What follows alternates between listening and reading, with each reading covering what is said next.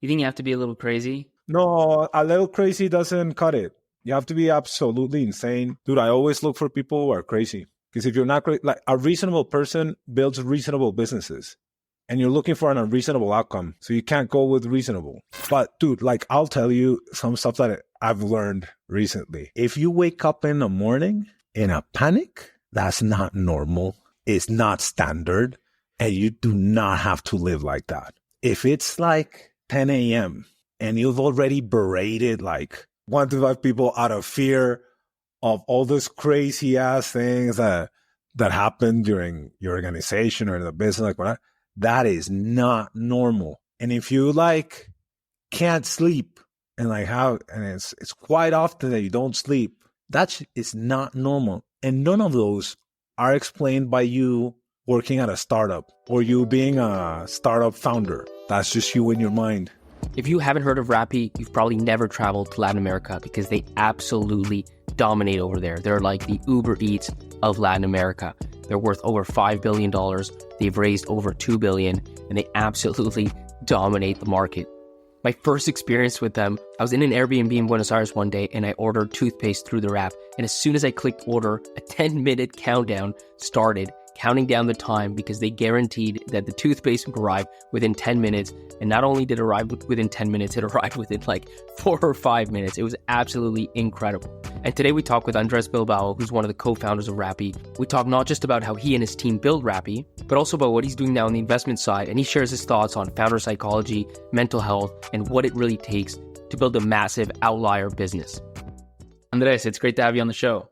Thank you very much for having me, man. Dude, I have to tell you, by the way, every time we were just in Colombia for a month with my wife's from Medellin, and every time we come back from there or from Argentina, anywhere in Latin America, she's like, why don't we have Rappi in Canada? Like, what are we doing? Because the experience is just so 10 out of 10. Right?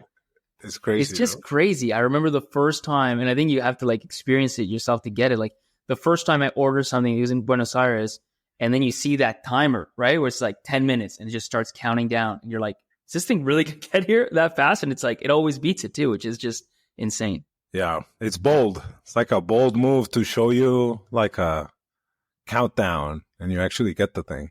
That's right. And it always delivers. So tell me, I mean, I'm really curious. I mean, Rappi is now like, I think one of the biggest successes to ever come out of Latin America. It's, known around the world. How did things start? Like, I think it was 2014, 2015. And who was part of it? Because there were a lot of people involved, right? Yeah. There's a lot of people. Like if you want to go way, way, way, way back, because there's kind of like the Rappi around the 2014, and then there's the Rappi way back. If you go by 2014, you would say that Felipe, one of my business partners, he saw Instacart raise like $41 million. I think it was like a Series B or something like that. And we thought that was like all the money in the universe, right? And Felipe said, we should definitely do that. And he sort of like wanted to quit, but instead of quitting, it's like, let's start Rappi. And that was based off of something. We had a company before that's called Grability. And Grability had this outstanding UI. And we basically built software for supermarkets. So we were quite close from delivering supermarkets. And that's why the inspiration of doing the last mile was Instacart. And in that sense, we were pretty strong, like really strong with the UI, sorry, not UX, with the UI. But we never did any of the logistics, and we always had trouble with our partners. So we're like, okay, let's fix it and let's go do it and let's do like a version. What was Stability? Like, was it an Instacart-like experience, or what did it do? No, it was like software for it was like a software house for supermarkets, if you will.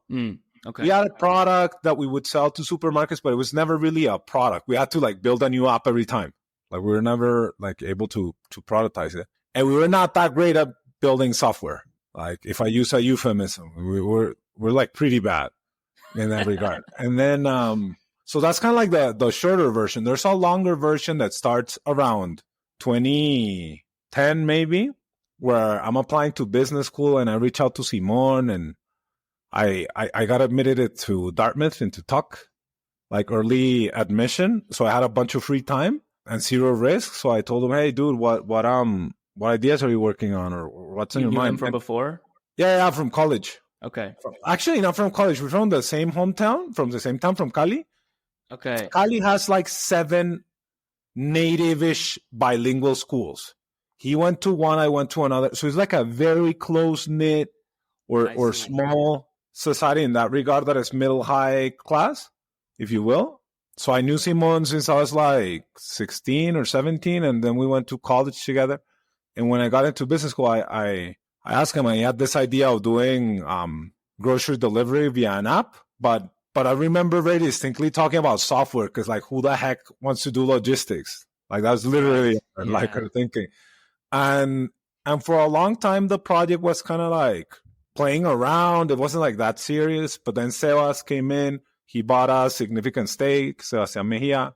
Then Felipe, who's the guy that I just told you about, he was the first employee at Grability. And then Juan Pablo came in when we launched Mexico.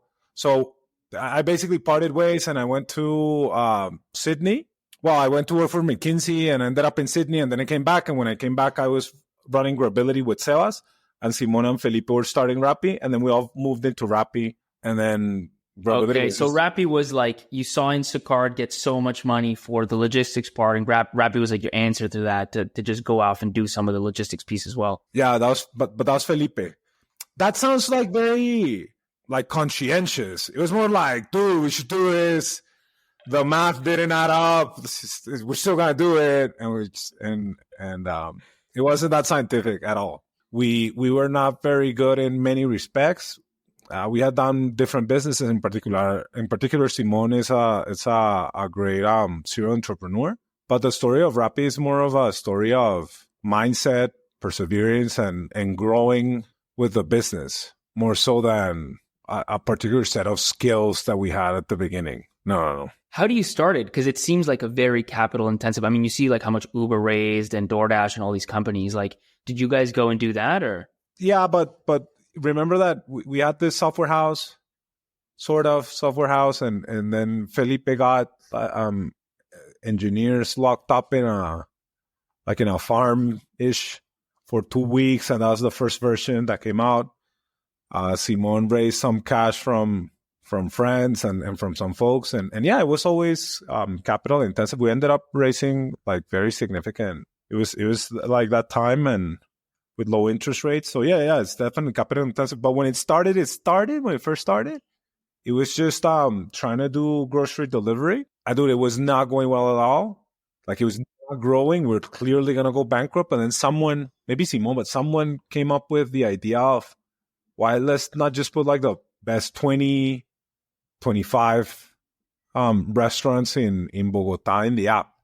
And once we did that, dude, the growth was obscene. It was like, wow. If people forget, and your podcast is about product market fit. My current understanding of product market fit is doing something or providing a service, or as a user achieving something that before you could not do. It's not about better. It's about impossible. So before, you could not get McDonald's at home. Like, you just could not. And there's a whole bunch of people that would kill for that. And I'm giving you McDonald's because that's an example that you'll relate. But imagine your favorite restaurant in the whole world that you've traveled to. And imagine that all of a sudden you can get that stuff at your place in 45 minutes or 50 minutes, which is the time back then. Today, it's like same one, but you can get it in your home in 12 minutes. That's like crazy. That's product market fit, where you couldn't do something that you absolutely love, and now you can. And that was the difference between, at least for us in the beginning, convenience, which was some groceries, to, I fucking love this, which is my favorite restaurant at home, and this restaurant doesn't even do delivery. You know what I mean? That was like when the whole thing changed to this day. And how did you make that happen? Like, how did you convince those restaurants to join? You know, I don't know. You didn't. You just sent the courier, and the courier paid. See, that's the thing that's so different about Uber Eats and Rappi, right? Is like the restaurants on Uber Eats, they have the iPads, like they're part of the system. But on Rappi, like, it's somebody just goes.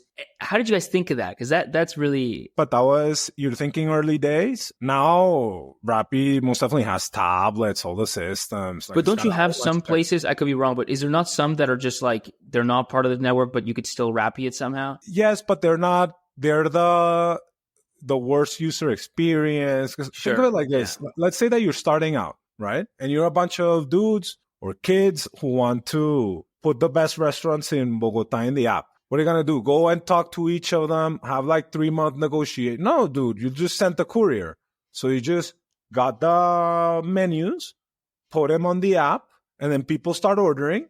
And then, although LATAM, Latin America in general, tends to be quite elitist in many respects, and I say this because in some restaurants, not now, but at some stages, they hated the fact that a courier would go into the line and like be part of the customer experience. But if you think of it tactically, a dude is there doing the line and pays.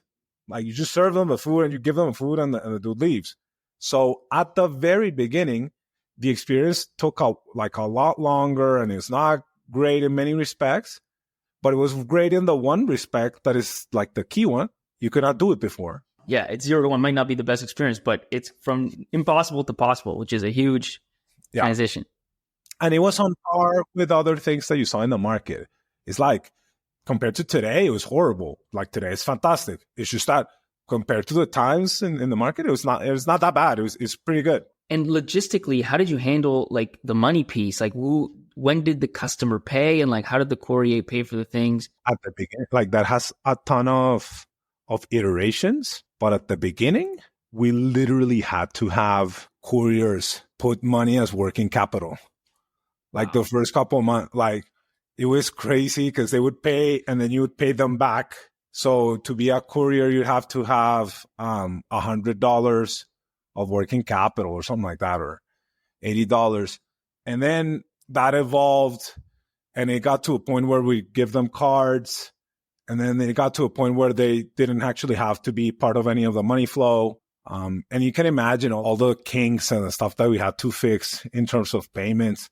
Payments is extremely, extremely complex, especially in LATAM. And in Colombia, you can wire, this may have changed now, but for many, many years, you can wire money, but you can't take it back. So that's like quite a bit of a challenge when you have disparity in prices. So, dude, it's like a startup like this, it starts like one way, but then it looks completely different and it iterates hundreds and hundreds and thousands and millions of times. So depending on what month we're talking about, let me give an example. The first algorithm, you would literally take all the couriers within like a mile radius and show everyone the order. And they'd be refreshing the thing all day, every day, trying to get the order. And we called it the finger wars. Right? Because they would kill themselves to get that. I mean, you would think that that's like super stupid. Like, why don't you do like step-by-step algorithms? Because they're waiting for, and they're trying to click desperately, like when you're trying to get tickets for a show, like this sort of thing. Yeah, and then the evacuation of the tickets was like super fast. This is obviously in no way comparable to what we have today, but like as a hack to have like a pretty efficient assignment algorithm, it's like really good for something like when you have just a few engineers and want the thing to move fast, dude, it's fantastic. So the thing evolves and it evolves and evolves. And today is like hyper sophisticated in many, many respects. It's just that at the beginning, just send the courier, pay him back later, and just keep growing. That's the crazy part to me, right? Is that beginning, because it seems like you guys hacked a lot. Like you hacked the way to get supply, and then you hacked like the couriers and the payments. And, you know, the other thing, I don't know if many people realize, because, you know, most listeners here, like US and Canada, like how much of these payments were cash based back then and in the beginning? Like, was this credit card or was it frankly all cash? Colombia still had a lot of cash. No, so it was mostly cash. But that's one of those things where you like ignorance is bliss, you know? So if you want to talk about something crazy, not even that, talk about RappiCash. Like we came up with this service. We had this service once that's like beautiful. It's loosely translated WIMS. And in this one, it was just like 2 text boxes. It's like, what do you want? Where should we get it? And you would fill out those 2 and someone would go out in the city and like get that thing. And it had a whole bunch of problems. What? So like, what's an example of that? Like an ice cream, like an ice cream of this flavor, or like, here's the thing. You could do whatever, it's literally whatever. And then people started with a certain frequency asking for cash. Like I need cash to pay, I don't know, the cook, or I need cash to pay some folks. And it started becoming so frequent that we created a UI for like an ATM, and we literally created RappiCash like that out of that. So how does it? That's like a lending arm? No, dude. It's like you put, How does that it's work? like, is that in the States? It seems kind of like stupid to have cash, right? In China, it's even kind of like a social thing. You'll be like, I'll WeChat you and then you give me cash. But here, not as much now, and even less so in Brazil. But for the longest time, you kind of like needed cash to pay some people and stuff like that. And you don't want to get out, and you're at home, so you'd go into Rappi, you put your credit card, and you'd get the ATM, and you'd get cash. It's called RappiCash. On delivery ATM. That's crazy. That's on delivery ATM. But the crazy part is not around the. It's linked to what you're saying in payments. You clearly know your shit in payments, and that's why you worry. Like, because when you don't know that much in payment, you don't worry as much. But when you do, like, you start getting worried. Imagine the challenges that we had overcoming fraud. Yes, when you're literally giving out cash. Steal a credit card, put somebody else in, get the cash. No, it's like I mean, there's so many things. But yeah, so operationally it was very hard, and we had a lot of hardship, but the folks were exceptional, and everyone played a great role. And today I'm not on the day-to-day operations in Rappi. I stepped aside maybe like a year and a half ago, 2 years ago, and now I mostly invest. But the company does like a phenomenal job of maintaining the value proposition while improving it. Like turbo. Like now, most people don't know this, and Colombians don't appreciate it. They don't know that we're world-class at convenience in Bogota. Yes. Like if you live in Bogota or maybe in Medellin, you cannot have that level of convenience that Rappi provides anywhere in the world. You just cannot. You cannot get McDonald's in 10, 12 minutes. You cannot. No. Only here. It enables, like, you know, to your thing of like possible impossible is like you're cooking and you don't have like a lemon. And even in Canada, like that stops you. You have to go to the store because even if you Uber Eats it, it'll be like 30, 40 minutes. Like you got to stop. Yeah, and the cost is going to be like $20 lemon. Yeah. But in the Rappi world, like you just keep cooking, you click a button. I swear within 5-10 minutes max, it's showing up at your front door. It's insane. Hopefully you order a bit more than a lemon. But yeah, sure, I know. I get the point. I don't know if it's not open now, but for the longest time it's open because as a marketing ploy, it's phenomenal. But yeah, what Rappi has achieved was Simon, Seba, Felipe, all the guys that came in with DoorDash. It's just absurd. It's great. And now, hopefully the flywheel will keep on driving that virtuous cycle, and we'll be able to do more and more convenience for folks. And I'm curious, like in those early days, did you operate like kind of on that cash burn, kind of like an Uber Eats or a DoorDash, where on the one hand, growth is through the roof. On the other hand, the unit economics are still not there and you just need like ever bigger rounds, or was it operated differently? No, it's just like that. It was just, it's also like an industry dynamic now. This is a winner take most market. Maybe you're super young for this, but there used to be this show called Highlander, where there's this superhero or super tough dudes, and when they would run into one another, they kind of recognize themselves, and one would behead the other and then take all their power, and at the end there would be one. That's literally marketplace. Yes. Last mile delivery. It's like you're killing each other until in the end there's one, maybe two, and with that level of aggressiveness, of course you have to be exceptional at fundraising as well, because otherwise you won't make it. Was that hard in LATAM, or was it like pretty well recognized even in the early on? I mean, today there's so much investment in LATAM, but like just fundraising big rounds. Well, it was extremely difficult, but Simon and Sebas, who took care of that, are world class at that. But dude, like of course it's extremely difficult. I think we were the first A16C investment in LATAM, something like that. We were probably like the second company to go to YC from Colombia, third, something like that. We were most definitely the biggest round in Colombia ever. So whenever you're first, it's really, of course, super hard, super. And we were very lucky in that, let's say Sebas had operated in the States for a really long time. Simon was pretty Americanized because if you, that's just my personal view and my hypothesis. LATAM is not like in China where you can not speak English and still raise a shit ton of money, right? In LATAM, as a founder, I feel that if you want to raise like giant funds, you have to come across as an American or American-ish. You know what I mean? Like somehow US educated, there's this need to feel very American. Otherwise, I don't think that you raise.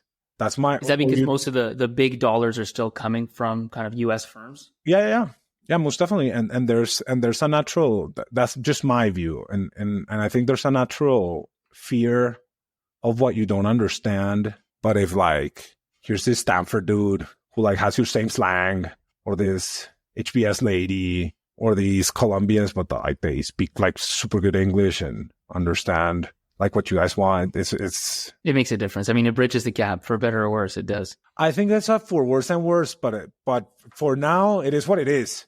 You know, it is what it is. That's right. That's reality. Yeah. And by the way, how did you guys split things up? Like, what was your role through Rappi? I mean, you were there for a long time. I'm sure it evolved over time. But everyone had different things. I can speak to what I first worked on was the call center, then the last mile logistics. I ran operations for a bit. Then I ran our largest business, which was restaurants. I was there when Uber Eats came in with their tablets, and we developed our own, and we did all that stuff. I built the strategy for dark kitchens, for instance. That's a precursor of some of what you see now with Turbo, which is this warm food in 10 minutes. Then I ran our largest business, our second largest business, which was supermarkets. And we did a lot of work on unit economics there and did a wonderful job right before the pandemic hit. So it went really well. I worked quite a bit in fraud. That's why whenever you say money, I'm just thinking fraud and help set it up. And it's like super, super challenging stuff. But we got like a street PhD on that, and we're really good at that. I worked a little bit on expansion. I created this program where brought top talent out of undergrad and then developed it. And that's like the precursor of the other thing that I'm working on. That's Makers, where we just found great people, had them work for top people within Rappi. And then eventually these guys and girls were like kind of running the company. And that's worked really, really well. So that's kind of like the big, big things that me personally, I did at Rappi. But everyone does a whole bunch of shit, and people move around. And Felipe used to do like everything from CTO to what's the biggest problem, and I'll go do that. What was it like competing with Uber? Did they ever like have a chance in some of the major LATAM markets? Oh, they definitely. Uber does really. The thing is that you're saying Uber Eats, but it's Uber, right? Because you can't really decouple. And we did a nice job, especially in Colombia, but in many countries, of fending them off. But Uber had a wonderful head start via their rides. They're absolutely dominant in LATAM, right, in rides. So when they started doing the Uber Eats, I think that's a masterful stroke from Kalanick. They saw that business and thought that they definitely should do it. So no, it was extremely hard. They had a shit ton of money. Like I remember when they got into. Well, that's what I mean. Was it like existential risk for you guys, or just another competitor? I remember when I said about Highlander, and in the end there'll only be one. Yes, exactly. Whenever one of those shows up, it's absolutely existential. Okay. It's not. There's no collaboration. There's no increasing the size of the pie. Like that may happen, but that's not the. Dude, I used to be a competitive swimmer. I was never nearly as competitive as I was in swimming than as I was during my time at Rappi. Like it's like Olympics kind of level aggressiveness and competition. That's one of the reasons why I like, and this is my very personal opinion, me, Andres Bilbao speaking. When people give Kalanick shit over some of the stuff that happened in culture, they fail to understand how aggressive and how demanding the industry is and the marketplace business in that regard is, that you had to have someone extremely aggressive to be able to have even a remote chance of building something like that. So it's really easy to stay up here and say, there's all this thing that's going wrong. But dude, that like I have the utmost respect from a lot of the stuff that people achieved at Uber. And I think that a lot of it had to do with Kalanick specifically and his take no prisoners mentality. And obviously competing with that was extremely hard. Well, I think you're totally right. I mean, he's the one that raised the most money. He ended up, getting the biggest kind of global marketplace. And yeah, Dara's done a lot, obviously, since he took over to polish the brand and clean things up. And he's been a great professional CEO. But you don't get any of that without the crazy, like just the crazy competitiveness that Travis brought to the table. Like, absolutely. But it's not that he brought to the table. It's that he built. It's like, it's very different. You know, he wasn't like making decisions. He was building. Like, it's a very different, and companies mature and there are different needs. And I'm sure that the people who work there now are phenomenal and different folks from different stages. I'm just trying to make a point that if you understand, I feel, in my opinion, me, very personal, has nothing to do with Rappi, that if you understand the stressors and what is required to succeed in that kind of industry, it makes perfect sense for someone like Kalanick to have done it. And even then, he deserves infinitely more credit than he gets. That's my view, seeing it from the... Yeah, of course. You think you have to be a little crazy to No, a little crazy doesn't cut it. You have to be absolutely insane. And then that's actually one of the things that I look for if you want to transition a little bit into what I do now, which is mostly investments. Dude, I always look for people who are crazy. Because if you're not crazy, like, a reasonable person builds reasonable businesses. And you're looking for an unreasonable outcome. So you can't go with reasonable. Like, I try and steer very clear of reasonable folks. Like, I'm of the opinion, and I may be wrong on this one, and maybe it's just because, like, you see the world the way that you are. So that probably speaks more about me than the reality of things. But I think that outlier founders are crazy. Not in general, not on average, like in total, like all of them. And I feel that that's the only way. They're unbalanced in many, many respects. And they have a very clear set of priorities that drive those outsized outcomes and that will them to fruition. So yeah, no. I'm sure, like, I've never met him, but I'm sure that Kalanick is like insane. Like, I have no doubt whatsoever. As are all my best friends who are founders. What do you look for when you look for these founders, like in terms of things that drive them and things that make them want to work, as hard as they need to work, as anybody needs to work to, like, create outsized returns? I used to say that it was more around ambition. Like, they have like this absurd ambition, but it's like ridiculous. Like they think that they can buy an island and start a country, or they think that they can. I'm giving some example of some stuff that you may have seen from some folks in the internet, but I'll give you an example. I have this friend who was doing this social commerce business. She had worked on Rappi for a very long time, and she was just on paper trying to figure out how to do this business and how to build it. And she hadn't raised or anything. And she said, okay, so to get to Series A, she said some shit like, I need like 10,000, I think something like that, like 10,000 people selling as social commerce leaders. So I need to acquire those people and get them selling, like 10,000 resellers. He said, that's doable. Like, he was nothing. Like, she was saying, like it's Tuesday. Getting 10,000 B2B low income folks to distribute.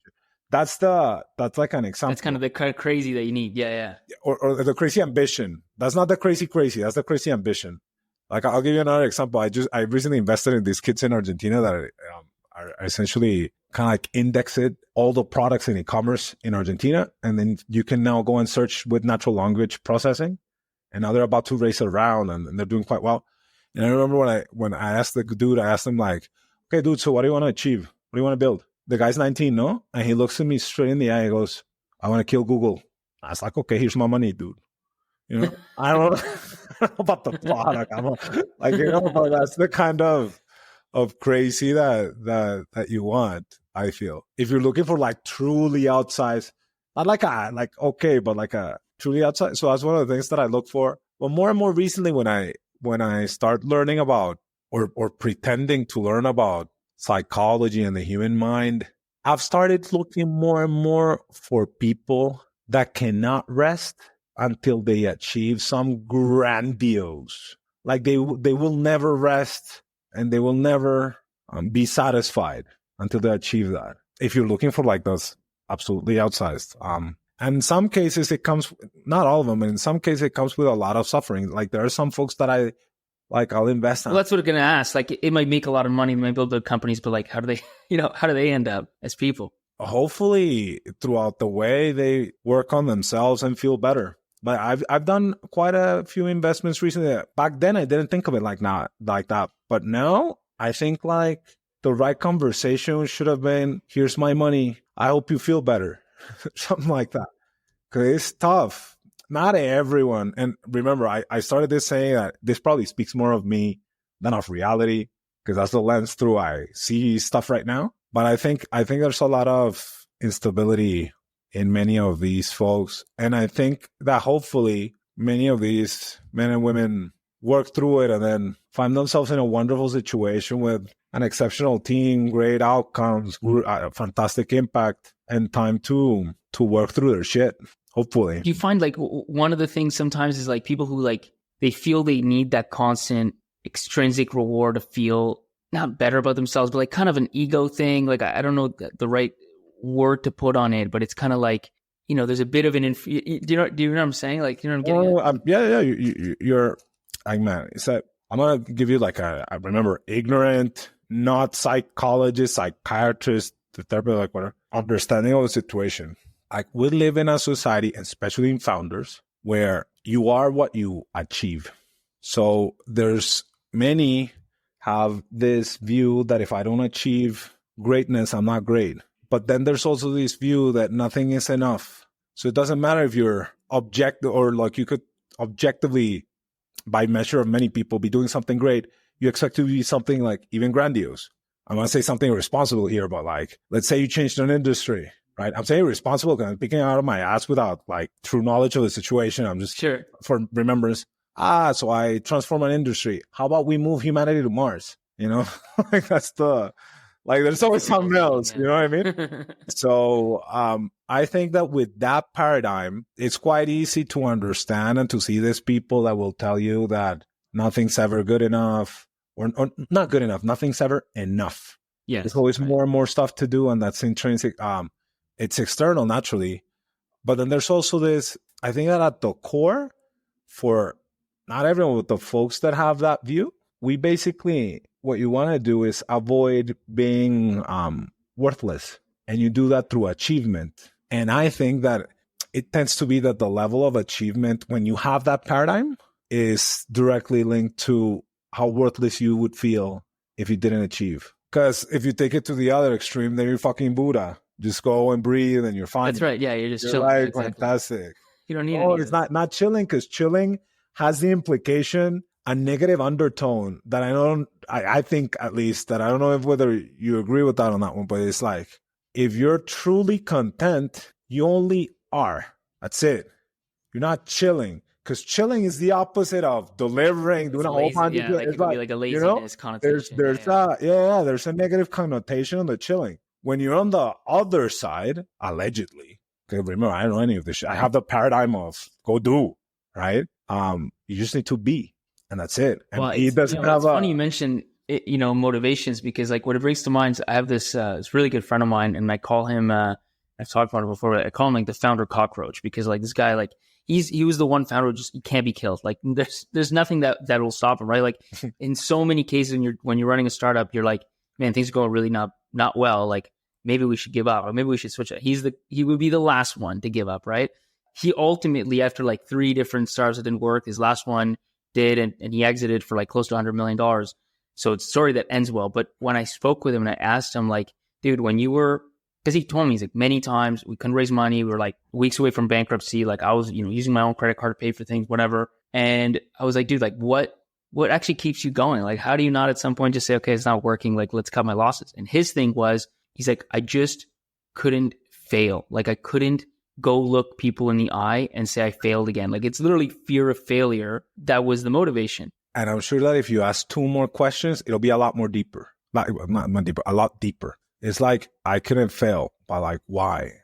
Like, what does it mean if I fail? And then go 1 more, and you'll see it always comes back to, or not always, but like, if I had to bet, I'd bet that it comes to worthlessness. I think so. I think his self-worth was tied up in that, and I don't. No, I'm not saying, maybe ask like a strong one, but in the end, it would basically ask him, and you'll see.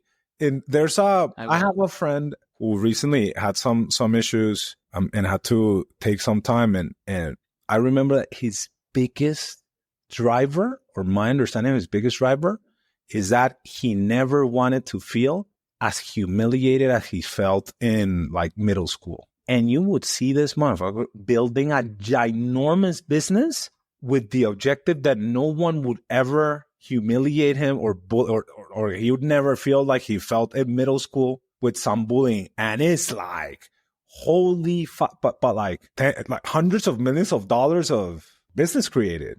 We'll talk about an outsized response, right? Like crazy. But at the same time, I do need to caveat with this that like I've done a lot of therapy, I've done a lot of work, and I do understand that there's a scenario where you can achieve all these creative things out of thriving, not out of surviving. Because what I'm discussing here, and that's not my case. Like that's why I just talk about sick because I'm sick, right? But what I have learned though most recently is that your ability to achieve stuff can be very strongly driven by all these traumas. So you have all these adaptations or maladaptations where you're able to do like a fucking workaholic, you know? So like you can have all these compensation mechanisms that are just very productive, and you end up producing a whole bunch of stuff, and you can achieve a lot of stuff there. But then also, if you just start fixing some stuff, dude, your impact like you can do like way more and feel way better, because these maladaptations are also kind of like you're a mouse in one of these spinning wheels. Let's say you're spinning in this thing and you let it go, and you let the go of the wheel, and the thing goes super fast. Like it's like a mouse running through a street. The circular velocity is way higher than the linear one. So you think you're like very unproductive, even though you might fill every hour, but you could do a lot more with each hour if you were a little bit more balanced? Or no, it's like compared to other people, you're extremely productive. But compared to yourself, you're this mouse going in circles at literally like a third of the speed that they could be going if they address the shit that is like hampering them. Because it's a double-edged sword. It is, but isn't there the risk too that if you become more, let's say, Zen-like or whatever word you want to use, you kind of decide, do I really need to create $1 billion outcome? Like maybe I'll just create like a $50 million outcome. Like, do I really need to go for that extra? Of course. You know what I mean? I don't know. So of course there's a risk to productivity, but I'll give you my very tactical example. Today, I work way less with way better outcomes by the hour than I did, I don't know, 4 or 5 years ago. And I'm very clear about the fact now that I have these issues that when I fix them, I'll be like 10 times, but literally like 10 times more productive in terms of outcomes. But the thing and the truth of the matter is on this one for me, or at least my understanding or my truth on that one, is that if you got to a point where you don't have to be productive and it's a choice, like you already won. You know, like your framework and your paradigm is so strong that you won't admit to a situation where you're not highly productive. But there's potentially this whole new world where that shit just doesn't matter. It just doesn't fit in your paradigm, because we're like fucking founders talking about founding shit. And the whole idea is like, that's the promise that you get out of that. And you can choose to be super productive or not. You can choose to be Zen or like Buddha, like whatever, or not. And you'll feel fantastic. And you will just do and be able to achieve whatever it is that you want to. Many of us do shit that we have to, or feel that we have to.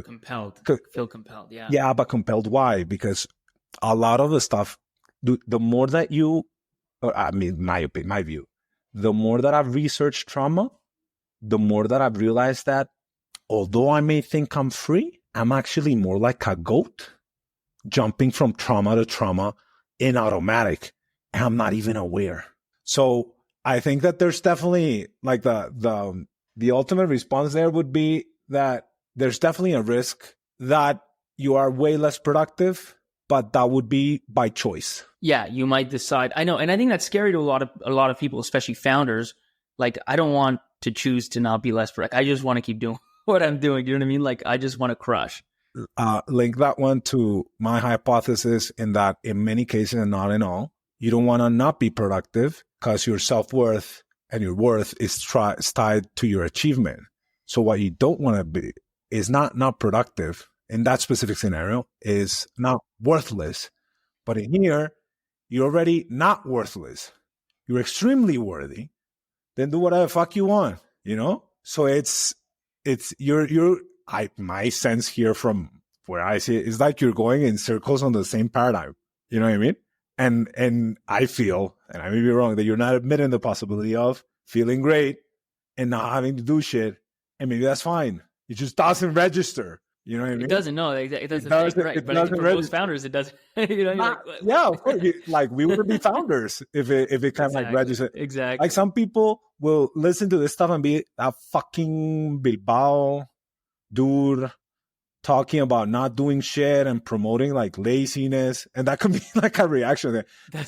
That's why I go back to productivity. But okay, show me how it makes you more productive, because I know that's the lane. And that's why like you keep politely challenging me. You know, maybe there might be other people that say, "Wow, I hadn't thought of like this stuff," and how I may be driven more by shame or feeling like I have to do this stuff.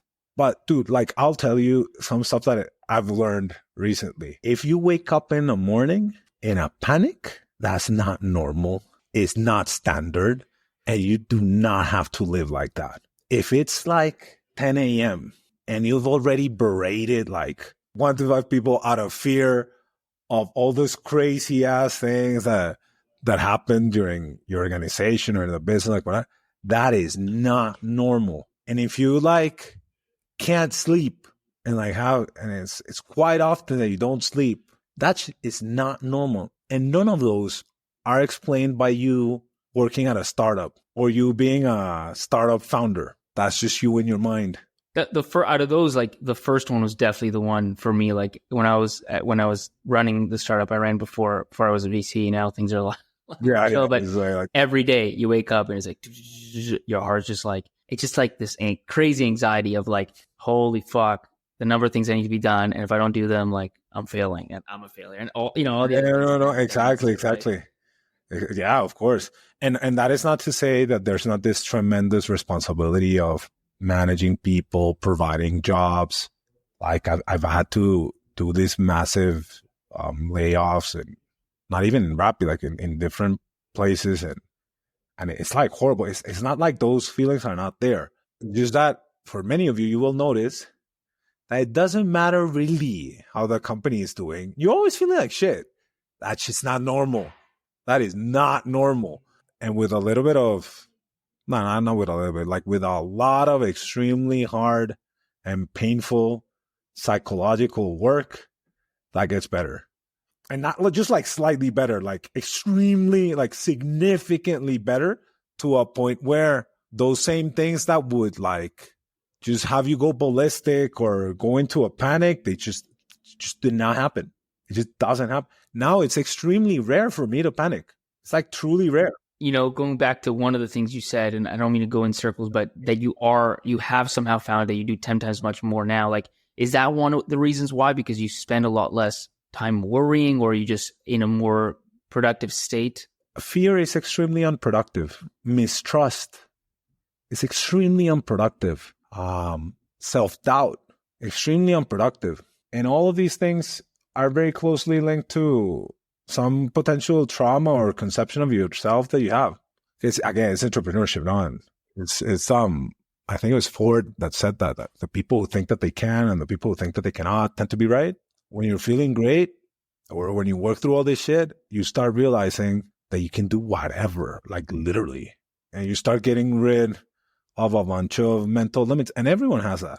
I don't know, maybe I'm going to say like stupid example, but let's say you're raising your fund, right? And it's extremely hard to raise funds as a VC, right? It's like a lot harder than raising for a startup. But dude, I'm pretty sure that your average VC raising a fund will have this mental limits, and they'll think that, I don't know, BlackRock would never invest in them, or that the Saudis would never invest in them. And then you work through this shit and you go like, dude, I'm worth it. I'm more than capable. I'm able to achieve it. And then all these things start falling in place. And when you know it, you have like this tremendous ability to raise. And you will look back and realize that most of it was just mental limits. And that's directly linked to this stuff. So when I say that I'm a lot better, it's not because I work more hours. It's just I've gotten rid of a bunch of mental limits. I still have a shit ton, but I'm sure that at least I get to enjoy a lot more, get to achieve a lot more with way less hours. But I don't like the achievement piece because it goes back to feeding your view on that one. Yeah, Like no, the I get point it. that I want to make is that I just feel a lot better. Regardless of achievement. Yeah, that's right. And then what about like the companies you work with, like, at Makers? First of all, like, is that like a standard kind of incubator, or like what's So the I'll tell model you a you little guys bit about operate? Makers. Makers is essentially this. I use a joke about it. I said that it's kind of like my NGO, but it's not an NGO. It's more like a for loss because I only lose money on it. I've only lost money on it, but in reality, we're making it to this wonderful model. I'm lying, like this year is self-sustaining and whatnot. But essentially, what we do is what I do is like I find ourselves when we were 20, 21, 22, and then I have them report to ourselves. So like imagine you at 21 reporting to, or 19 or 20 reporting to you today, and then like just like the learning curve of entrepreneurship, it's just obscene. It's obscene, right? Via a role model. So it's kind of like a decentralized school for entrepreneurship via role modeling. Take out the crypto, no? It's like decentralized, meaning a bunch of founders will coach and extract a shit ton of value from mega high performing undergrads or newly grads or something like that via an internship. And then you just create a community around them. You coach them on a whole bunch of stuff. You give them like extra, like brown bag lunches, like they do in Stanford, or all these different activities extracurricular to their internship.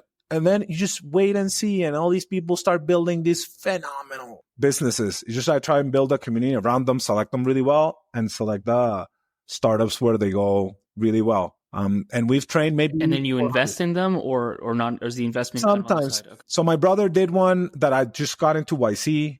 Domu, it's called. It's doing beautifully. It's doing a collections bot via AI, and they're going to be top bucket in YC. I've done a couple of investments, but dude, I do this mostly for the good of the impact that it has. Because dude, we've trained 450 people already. We're in like 12 countries in LATAM. We're gonna start doing 200 to 300 per year. They've raised like $15 million, and these are people that you kind of like identify them, and they will have this multiplier effect that is crazy. And maybe you pick them, and then you find somewhere for them to intern, like with one of these. Yeah, exactly. Like at somebody's company or something like that. And we try and have like a really high bar, both on the selection and on the placement. Here's the thing: is that Makers is geared towards founders more like myself, who went to university or whatever, but then worked. They don't have to go to university, but worked for a few years at different companies, and then decided to start a business. This is a subset of a population absolutely uncovered because it's in no one's track. Like your average VC will have a 10-year lifespan, right? I'm trying to invest in someone, invest time and effort, not money. When they're 20, they may start their business like at 27. I don't care. It doesn't matter when they started. I just want to make sure that they have this exceptional training and that when they go and do a business, they go for like big. So, and here's a wonderful contradiction, no? I'm talking about being and enjoying and doing whatever you want. Exactly. And I select a whole bunch of folks that are like, I'm going to fucking crazy. Like kill it. That's right. You know what I mean? And I look for Google. Crazy, you know? So you can see a bunch of holes in everything that I do. That's basically what I'm doing. And then we'll launch another one. We're about to launch another one called Mavericks, which is for these same folks, but are already starting a business. Because a Maverick will never have a normal job. They're like a founder from the get-go. So we'll create that one, all focus in LATAM. That's awesome, man. And you've had how many people go through it already? Dude, the thing is that I never know. I know it's less than 500, more than 400. But it's like I don't have the exact number because we started taking batches every month. And is it paid? Is it free? Like is there? I know I should never. I should always say that, and I never do.